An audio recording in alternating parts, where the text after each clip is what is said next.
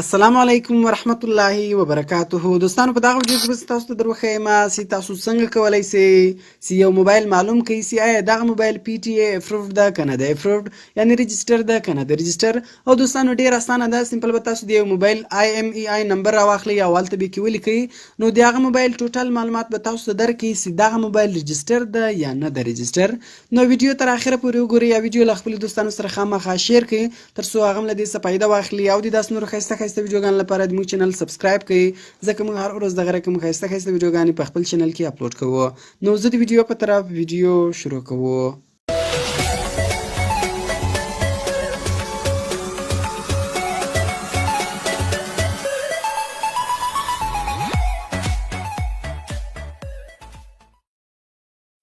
نو دوستانو د لپاره تاسو اول په خپل موبایل کې یو اپلیکیشن انسټال کړئ. د دغه اپلیکیشن نوم ده ډیوایس ویریفیکیشن سیستم.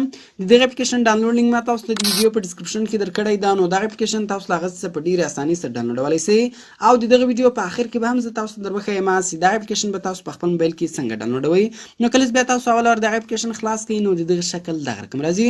ګورئ دلته وایي انټر ډیوایس آی ام ای آی، یعنې دلته اوس تاسو د هغه موبایل آی ام ای آی نمبر کې ولیکئ د کوم موبایل معلومات تاسو کوئ چې آیا هغه موبایل رجسټر ده کنه ده رجسټر. ګورو دوستان له ما سره دوه موبایلان دي، یو سمسنګ جی 6 پلس موبایل ده هغه نه ده رجسټر او یو سمسنګ اس 5 موبایل ده هغه رجسټر ده. نو دواړه زه تاسو ته درښیم چې کله رجسټر وي څنګه راړوي او کله چې نیو رجسټر نو څنګه راړوي. نو راځو اول زه تاسو ته درښیم چې موږ به د یو موبایل آی ام ای آی نمبر څنګه معلومو. د لپاره سمپل تاسو په هغه موبایل کې ډایل پیډ خلاص کړئ. کله تاسو په هغه موبایل کې ډایل پیډ خلاص کړئ نو په هغه موبایل کې به یو کوډ ډایل کړئ، هغه کوډ د سٹار هیش 06 دغه کوډ به تاسو په هغه موبایل کې ډایل کړئ. کله تاسو دغه کوډ په هغه موبایل کې ډایل کړئ نو تاسو ته به د هغه موبایل آی ام ای آی نمبر راوړوي. ګوره دغه موبایل دوه سیم کارډونه خوري نو د دې موبایل دوه آی ام ای آی نمبر راځي.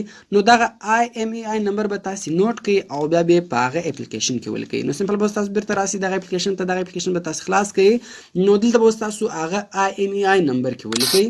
نو ګورو دوستانو کله تاسو د هغه موبایل آی ام ای آی نمبر کې ولیکئ لاندې ګورئ ویریفای بټن ده، په دغه ویریفای بټن باندې به تاسو کلیک وکړئ. کله تاسو په ویریفای بټن باندې کلیک وکړئ ګورئ کله چې نیو رجسټر نو تاسو ته دغه ایرر درکوي. ګورئ پورته کراس نشان راغلی دلته وایي یور موبایل ډیوایس از نن کمپلینټ یور ډیوایس ویل بی بلاکډ افټر 1 day of its first use on پاکستاني موبایل نیټورک. یعنی کله چې نیو رجسټر ګورئ تاسو ته دغه ایرر درکوي. نو راځو دوستانو زه د ابل موبایل آی ام ای آی نمبر کلیک کوم کوم چې رجسټر ده نو هغه معلومه اوس هغه بیا موږ ته څنګه راړوي. نو دوستانو تاسو کتلای شئ چې ما د ابل موبایل آی ام ای آی نمبر کې ولیکل نو لاندې ویریفای بټن ده، په دغه ویریفای بټن باندې تاسو کلیک وکړئ. کله تاسو په ویریفای بټن باندې کلیک وکړئ ګوره کله چې یو موبایل رجسټر وي بیا دا رقم راړوي. ګوره دلته ټیک مارک راځي او دلته تاسو یور موبایل ډیوایس از کمپلینټ پی ټی ای اپروډ رجسټرډ، یعنی دغه موبایل پی ټی ای اپروډ ده رجسټر ده. نو دوستانو د دغه اپلیکیشن په ذریعه سره تاسو په ډیره اسانۍ سره یو موبایل معلومولی شئ چې آیا دغه موبایل رجسټر ده کنه ده رجسټر. نو راځو دوستانو زه تاسو ته د دغه اپلیکیشن ډاونلوډ طریقه درښیم چې دغه اپلیکیشن به تاسو په خپل موبایل کې څنګه ډاونلوډوئ. نو د لپاره به سمپل تاسو په خپل موبایل کې یو براوزر خلاص کړئ، هغه که هر براوزر وي نو کله تاسو په خپل موبایل کې براوزر خلاص کړئ سرچ ته به راسي او په سرچ کې به تاسو ولیکئ talim.com/dvs دغه به تاسو د براوزر په سرچ بار کې ولیکئ او په ګو بټن باندې به تاسو کلیک وکړئ. کله تاسو په ګو بټن باندې کلیک وکړئ بیا به تاسو ته دغه ویب سایټ خلاص شي نو به تاسو لیک لاندې ولاړ شئ او دلته به تاسو ته ډاونلوډ بټن درکړي، په دغه ډاونلوډ بټن باندې تاسو کلیک وکړئ او دغه اپلیکیشن به تاسو ته ډاونلوډ شي. نو دوستانو ډیر خوندور اپلیکیشن ده. د دغه اپلیکیشن په ذریعه سره تاسو په ډیره اسانۍ سره یو موبایل معلومولی شئ چې آیا دغه موبایل رجسټر ده کنه ده رجسټر. نو کوم چیرې ویډیو خوښ شوی ویډیو در سره لایک کړئ، له خپلو دوستانو سره خاماخاه شیر کړئ او د داسې نورو ښایسته ویډیوګانو لپاره زموږ چینل سبسکرائب کړئ ځکه موږ هر ورځ دغه رقم ښایسته ویډیوګانې په خپل چینل کې اپلوډ کوو. نو ملابق په نور ښایسته ویډیوګانو کې په دعاګانو کې مې یاد ساتئ. د خدای په امان.